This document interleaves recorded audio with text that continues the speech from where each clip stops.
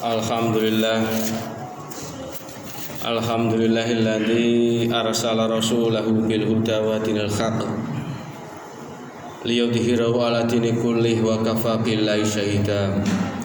Asyhadu an la ilaha illallah wahdahu la syarikalah wa asyhadu anna sayyidana Muhammadan abduhu wa rasuluh alladzi la nabiyya ba'dah.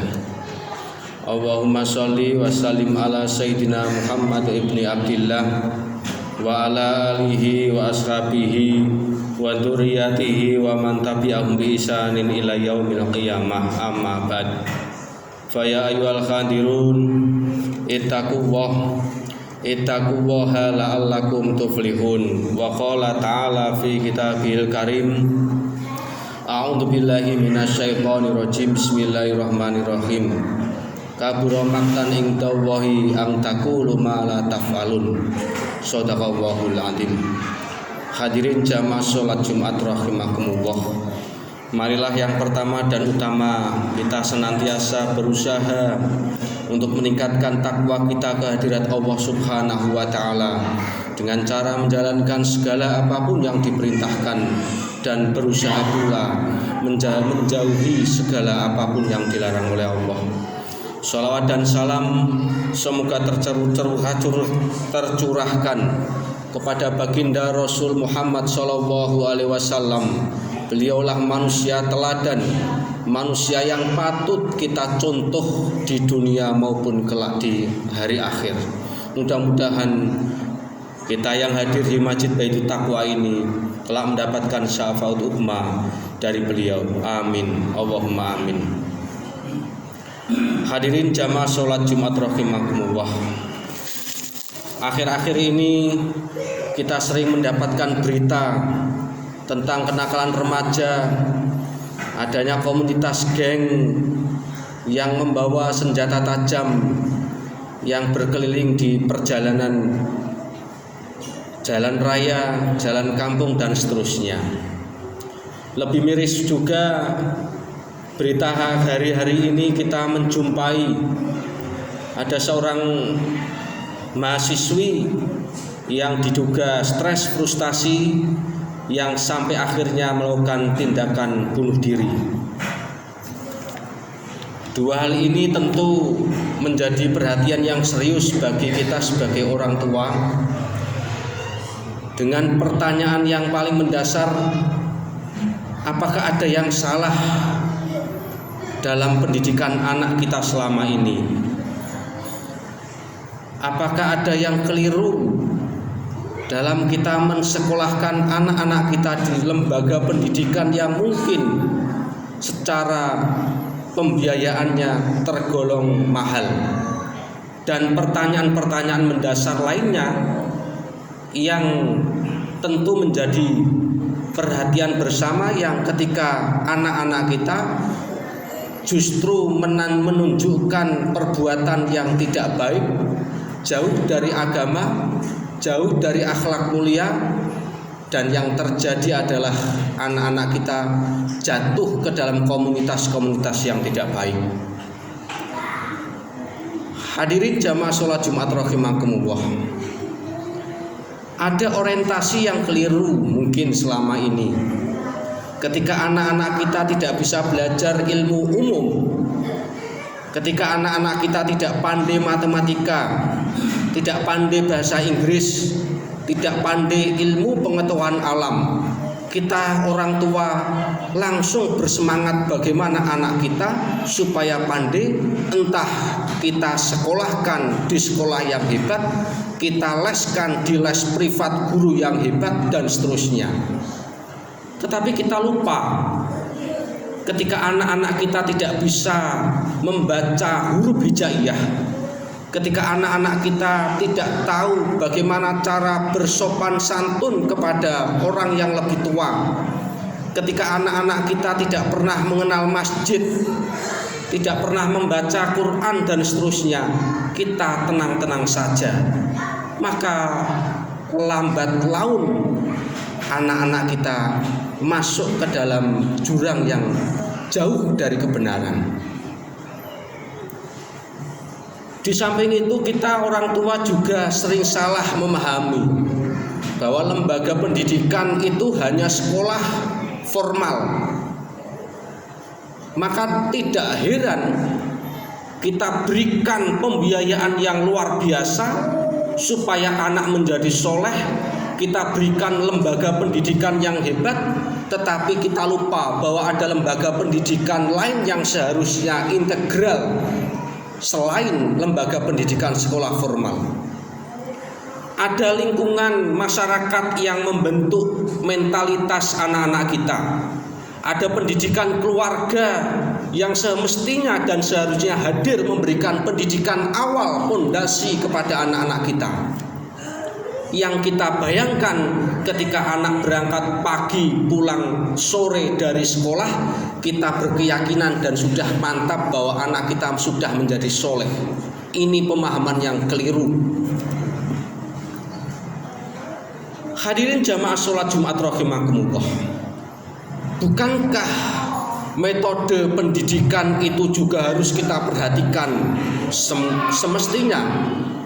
Bukankah Islam juga memberikan panduan dalam memberikan metode pendidikan anak-anak? Paling tidak ada 3 yang diberikan Islam dalam memberikan panduan terkait metode kita mendidik anak.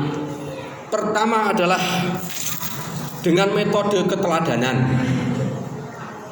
Seorang ahli pendidikan Islam, Atiyah Al-Abrasi, pernah menyatakan bahwa sesungguhnya anak itu berbahasa dengan bahasa ibu. Apabila bahasa yang dipakai orang tua baik, maka anak akan berbahasa dengan baik dan benar. Sesuatu itu mudah untuk kita ajarkan kepada anak-anak. Namun perlu diingat jamaah sholat Jumat rahimakumullah bahwa anak-anak kita akan susah untuk mengamalkan sesuatu itu tatkala kita sebagai orang tua tidak memberikan keteladanan, contoh terlebih dahulu kepada anak-anak kita. Nak sholat, nak ngaji, tetapi di saat yang bersamaan kita tidak bisa memberikan keteladanan akan kebiasaan sholat, kita tidak bisa memberikan keteladanan bagaimana cara mengaji yang benar, maka dipastikan anak-anak kita akan susah untuk melaksanakan apa yang kita perintahkan kepada mereka. Satu hari ada seorang bapak mengadukan kedurhakaannya kepada Amirul Mukminin Umar bin Khattab radhiyallahu anhu, bahwa sesungguhnya anak ini durhaka wahai Amirul Mukminin. Maka sang anak pun membela, sesungguhnya apakah ada hak anak terhadap orang tua? Kata sang anak tadi kepada Umar bin Khattab radhiyallahu anhu. Maka Amirul Mukminin pun menjawab, tentu haknya anak akan orang tua adalah pertama, memilihkan ibu yang baik, kedua, memberikan nama yang baik, dan ketiga, mengajarkan Alkitab atau Al-Quran kepada anak-anaknya. Maka anak tadi pun menjawab, wahai Umar bin Khattab, ketiga-tiganya ayahku belum pernah memberikan haknya kepadaku.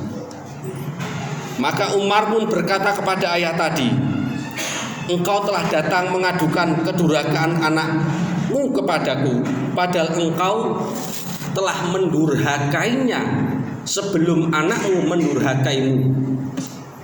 Engkau telah berbuat buruk kepadanya sebelum anakmu berbuat buruk kepada engkau. Hadirin jamaah sholat Jumat rahimakumullah. Metode yang kedua adalah dengan metode pembiasaan. Ilmu apapun bisa diperoleh dengan belajar apapun.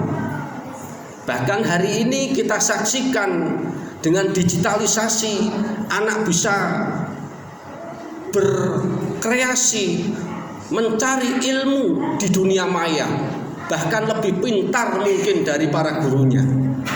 Tetapi sikap sopan santun, sikap akhlak mulia, sikap baik dan seterusnya tidak cukup dengan belajar ilmu tentang itu, tetapi sikap itu semua harus dilakukan pembiasaan. Sama sebagaimana kita mengajarkan anak-anak, tidak bisa otomatis anak bisa bersikap sopan santun kalau tidak kita biasakan bersikap sopan santun.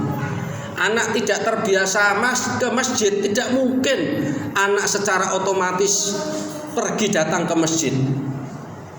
Maka pembiasaan ini patut kita renungkan. Jangan-jangan pembiasaan yang ada di keluarga kita belum dikerjakan secara maksimal. Hadirin jamaah sholat Jumat rahimakumullah. Yang ketiga, ada metode hukuman yang harus diberikan. Ini yang terkadang terlewatkan dan terabaikan dari kita selaku orang tua, bahwa anak itu dianggap segala-galanya. Siapapun yang menyakiti anak akan berhadapan dengan orang tua. Terkadang anak salah pun dibela, anak melakukan tindakan yang keliru terkadang juga dibela. Ini harus kita evaluasi, bahwa hukuman itu tentu hukuman yang mendidik, hukuman supaya anak-anak kita teratur. Sebagaimana kalau kita mengendarai sepeda motor, mobil di jalan raya, ada rambu-rambu yang harus kita patuhi. Rambu-rambu itu sebagai paksaan supaya apa? Supaya para pengguna jalan raya itu teratur, disiplin. Saat kita harus berhenti di mana harus berhenti, saat berjalan harus kita jalan, dan seterusnya. Begitulah hukuman Bapak Ibu, Bapak-bapak sekalian jamaah sholat Jumat rahimakumullah.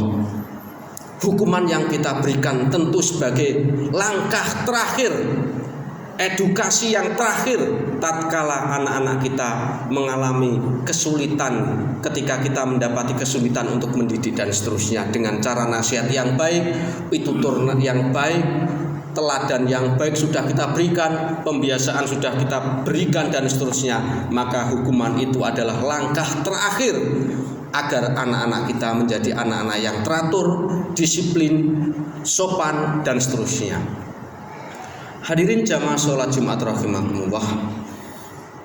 Maka kenakalan remaja akhir-akhir ini, baik komunitas geng motor, mahasiswa yang seharusnya memiliki daya kritis nalar yang hebat, potensi memimpin dan seterusnya, memiliki jiwa yang rapuh, semestinya kita harus mengevaluasi bahwa ada pendidikan di lain selain pendidikan sekolah, yaitu pendidikan dalam keluarga, pendidikan dalam lingkungan masyarakat yang harus kita berikan secara integral bersama-sama, sehingga kenakalan-kenakalan remaja yang kita rasakan dan kita lihat hari ini menjadi paling tidak berkurang, dan itu tidak terjadi pada anak-anak keturunan kita. Mudah-mudahan Allah Subhanahu wa taala memberikan kita segala kemudahan semuanya. Amin amin Allahumma amin. A'udzubillahi minasyaitonirrajim. Bismillahirrahmanirrahim. Wal asri innal insana lafi khusrin illal ladzina amanu wa amilus solihati wa tawassaw bil haqqi wa tawassaw bis sabr wa qur rabbi fir warham wa anta khairur rahimin.